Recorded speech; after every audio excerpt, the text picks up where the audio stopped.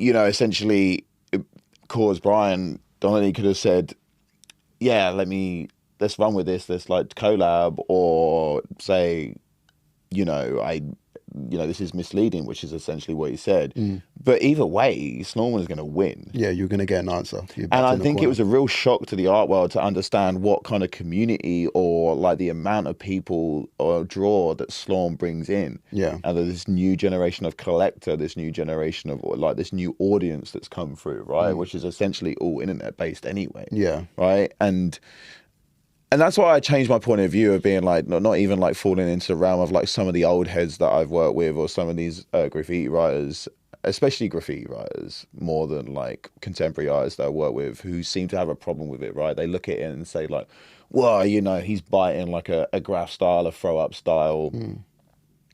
And the more I know about it, I'm like, well, you know, we would go on the street and see things or like have friends of friends of friends, have a bigger homie that's like doing something and like tagging, and that's where you would develop your own style and take inspiration from and be inspired from, right?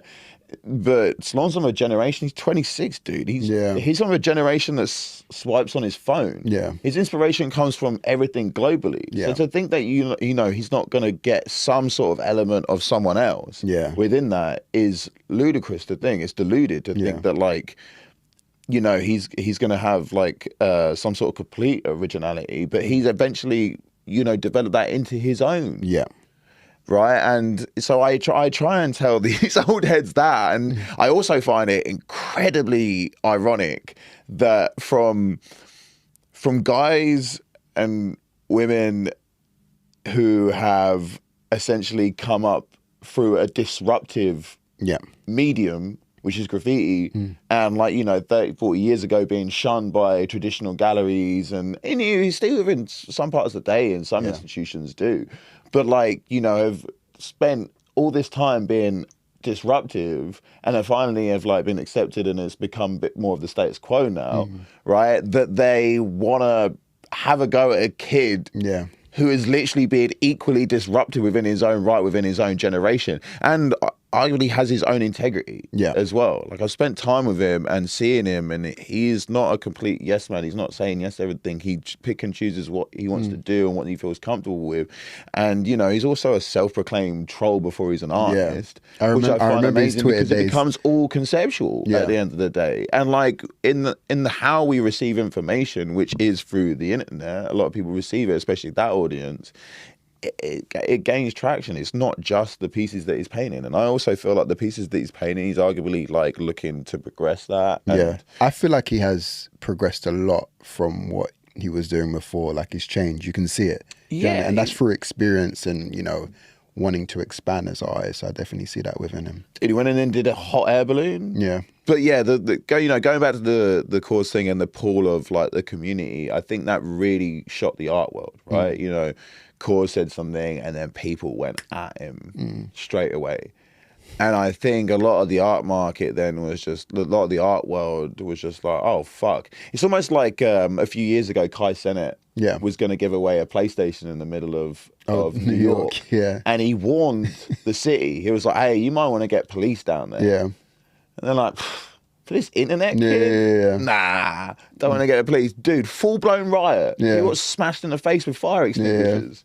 So, like, I feel like like, my generation and the generation, especially the generation before, I think mine, like, ours is like a middle child and on the cusp and kind of has some understanding or respect for it, you know, like, may not completely understand, but understand certain elements. But the definite generation before are really struggling to really resonate and understand the power and the pull of like these internet kids, who really are arguably artists in their own right. It's just they're working with like the platform that they've been given. We got given the streets, they get given social media, and it was, as sad as that sounds to us, that's just what they grew up on. So I just, you know, you can't hate. Can't hate on it. You know, I think that's like, it's petty, it's a waste of energy. And, you know, I'm really impressed by what particularly like someone like Slawn is doing. You know, and I'm interested to see what other kids within that industry come up with. And I almost feel like they actually have to work a lot harder to keep longevity to it, right? Not let it be a fast fashion fad piece of art and like create some sort of legacy. I think it's actually much harder. Yeah, I think they've got, especially like Slawn's brought in one of his other colleagues. I think she was his assistant before, Tioni as well. Yeah. She's incredible, and Oil obviously painter, she's developing. So he's conscious of his power and how he's developing, but also bringing people in. Also on his legacy as well, when he did the Bobo's Calf as well. Yeah. So it's like, even when I talk to the industry heads in the space, and a lot of them have told me, oh, we don't really respect him. But I'm like, how can you not respect someone who's pioneering stuff in such a different way? It's like, I feel as though they would have disrespected Basquiat back in the day as he was starting out, but he's become this thing because they know that they have to get on these types of things to evolve. Yeah. So I think that's a incredible well, it one. becomes Shout to bigger him. as well. Like my foster sister, like she's 22 or 22 now, and she was like, "You're doing a show with him," and I was like, "Yeah." She's like, "I love him." She was like, "Actually, particularly, I love his wife, like his fiance." Yeah. And I was like, "Oh, okay," you know.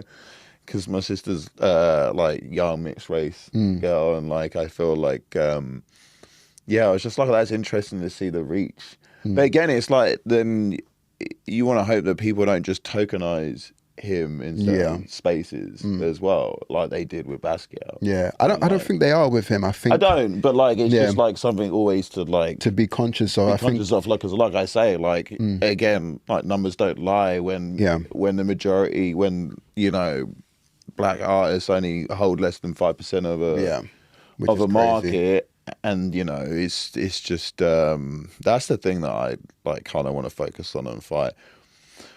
But yeah, traditional galleries and the traditional like format is a struggle right now. Yeah.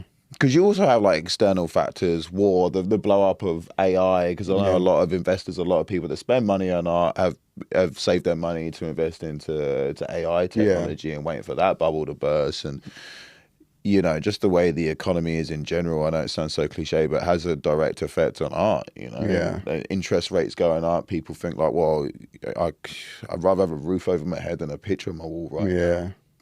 Which is funny because art is what gives you joy. Exactly. At the end of the day. But they need to look to try and diversify. Yeah. Another thing is like another thing that I'm looking into a lot as well is like experiential, immersive experiences. Right. I think that's very important. As well, hugely. Like I started doing some deep diving into it, and at the moment it's like a $90 billion industry, and by 2033 they see it being like a $1.3 trillion industry. You got Mercer Labs in New York. You have Team Labs in Japan, which was one of the first one like years ago.